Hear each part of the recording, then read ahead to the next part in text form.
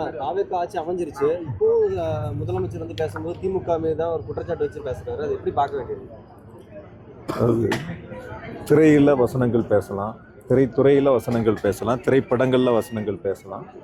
ஒரு அரசு பொறுப்பேற்று முதலமைச்சராக பொறுப்பேற்ற காலத்திற்குள் என்ன அவசர தேவைகள் இருக்கிறது, அவசிய தேவைகள் இருக்கிறது என்பதை உணர்ந்து செய்ய வேண்டியது அந்த அரசினுடைய கடமை.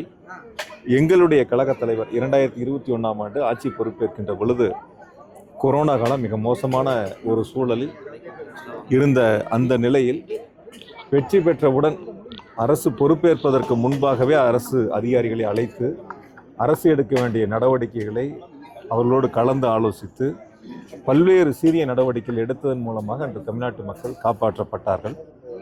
இன்று அரசு பொறுப்பேற்றிருக்கக்கூடிய அரசு தொடர்ந்து திராவிட முன்னேற்ற கழகத்தின் மீது குற்றச்சாட்டுக்களை வைப்பதில் மட்டுமே குறியாக இருக்கின்றார்களே தவிர மக்களுக்கு சொன்ன வாக்குறுதிகளை நிறைவேற்றுவதில் கவனம் செலுத்தவில்லை. அந்தந்த துறைகளுடைய அமைச்சர்கள் துறையினுடைய ஆய்வுக் கூட்டங்களை நடத்தி அந்த துறையை எப்படி எடுத்து செல்லலாம் என்பதில் கவனம் செலுத்தவில்லை. அதற்கு மாறாக முதலமைச்சர் உட்பட திராவிட முன்னேற்ற கழகத்தின் மீது குற்றச்சாட்டுக்களை சுமத்துவதில் மட்டும் குறியாக இருந்து கொண்டிருக்கின்றார்கள். இந்த புதிய அரசை பொறுத்த வரைக்கும் குறைகளை சொல்லுவதை விட்டுவிட்டு மக்களிடத்தில் செய்ய வேண்டிய திட்டங்களை முன்னெடுப்பது அவர்களுக்கு இந்த நேரத்தில் அவர்கள் செய்ய வேண்டிய அந்த பணிகளை மறந்து வசனங்களை பேசிக் கொண்டிருக்கிறாங்க. திருச்சியில் கூட பொதுக்கூட்டங்களில் நன்றி அறிவிப்பு கூட்டம்னு சொல்லிட்டு திமுக குறை சொல்றதை தான் குறியாக வச்சிருக்காங்களே தவிர செய்ய வேண்டிய நடவடிக்கைகளை அவங்க எடுக்க வேண்டிய முன்னெடுப்புகளை தேர்தல் வாக்குறுதிகளை பற்றி செய்வதற்கு எங்களுடைய துணை பொதுச் செயலர் நேற்று ராஜா எம்பி அண்ணன் வந்து மிக தெளிவான ஒரு ப்ரெஸ் மீட் கொடுத்துருந்தாங்க. 2025 வந்து ரிசர்வ் பேங்குடைய அந்த வழிகாட்டுதல் வந்துருச்சு. எப்படி விவசாய கடன்களுடைய தள்ளுபடி அப்படிங்கிற வழிகாட்டு நெறிமுறைகள்லாம் வந்திருக்கு.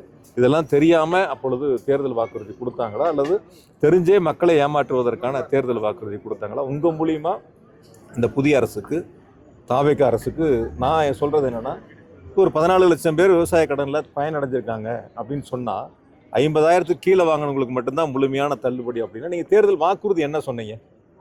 தேர்தல் வாக்குறுதி என்ன சொல்லியிருந்தீங்க? அதாவது 5 ஏக்கருக்கு கீழே இருக்கிற அனைத்து விவசாயிகளுக்கும் தள்ளுபடி, அதுக்கு மேலே இருக்கிறவங்களுக்கு 50% தள்ளுபடின்னு சொன்னீங்க.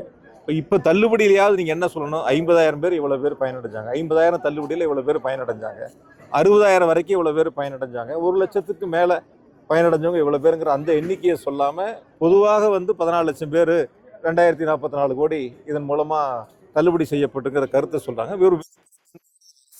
அதை மறந்துட்டாங்க. அது அப்படி ஒரு அரசாங்கம் இனி வருமானு நடத்துவாங்களான்னு மக்கள் அந்த நம்பிக்கை இழந்துட்டாங்க.